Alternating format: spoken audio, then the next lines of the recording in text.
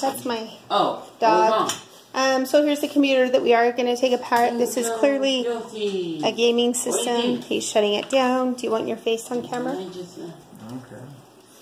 The child with the broken ankle. The other child. Say hi. Hi. Chance.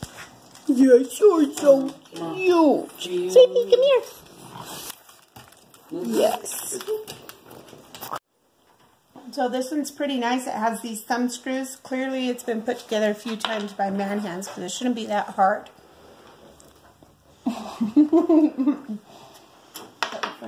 Whoop. I guess I could go faster. Wow. Didn't tighten them that much. It's too tight, yo. I can tell from right here, if I'm looking at this back plane, that this is the side that I want to put on the ground. So actually, let me put these two thumb screws back in. I mean on the ground on my table. Because that's the side that the motherboard's on. It's my expansion slots and my my back plane connectors will want to be on the expansion slot side. I'm happy he turned it off before he unplugged it. He's a good kid. Power supply, the plug-in for the power supply from the wall, the cable. PS2 ports, USB ports, no USB 3.0 except for down here. Yep. DVI, VGA, and HDMI. Dang, you're spoiled, man. Network, RJ45, and speakers. So we've got speaker, mic, and MIDI, is my guess. I believe it's MIDI. MIDI. DVI. Dude, this motherboard was loaded on the graphics and you had to get another freaking card that has two DVI parts and an HDMI and a DisplayPort?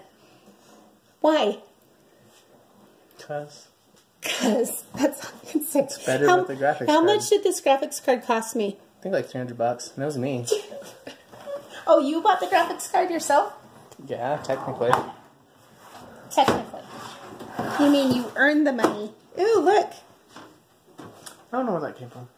Okay, so this one was pretty easy. You just lit it back a little bit. Sometimes they have like a hinge here, so you kind of have to hinge them up and then they'll pop off. Okay, case fan over here, if you can see that. The case fan looks like it plugs in right here to the motherboard. We've got SATA connectors. This one's loose, babe. Wow, so I plugged that in. You've got 6 SATA connectors. The USB headers, you can actually see it says right there on the motherboard. JUSB 3. And this one says JFP1, which means jumper front panel 1. So that's all of the connectors for all of his front panel connectors, which are, you left a USB in. USB 3.0. SS. That SS stands for super speed, also known as USB 3.0. The red ones are USB 3.1. Mic, oops, sorry, audio out, mic, reset button? Yep. Power LED at the top, hard drive LED at the bottom, that's embarrassing, and power button. CD, DVD, Blu-ray? No, just DVD. I don't even know. Just DVD. Rewritable with LightScribe. Back in the day, I remember when LightScribe came out. It was the coolest thing. You could actually write on the front of your CDs, too. Nobody did because it was so much. Corsair. How many watts is this one? You could read the number on it. Is this 850? Yes. That's what I was guessing, but I wasn't for sure. These are all of, this is a modular power supply, which is kind of cool. I had the box of all the other cables in the office. Well, I don't know if I want to pull it out, the whole power supply. Well, let's see.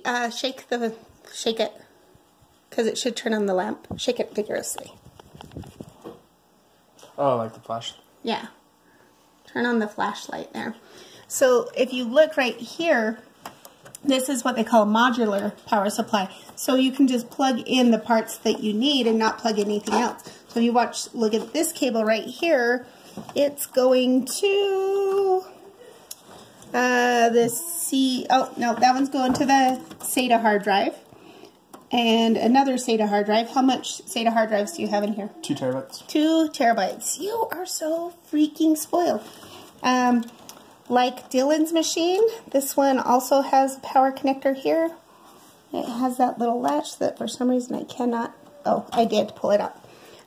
So this is actually the 8-pin. If you pulled it together, sometimes you do have to just kind of break this apart, and then it'll come apart, and then you can have your 6-pin that you can do separately. So let's see what else.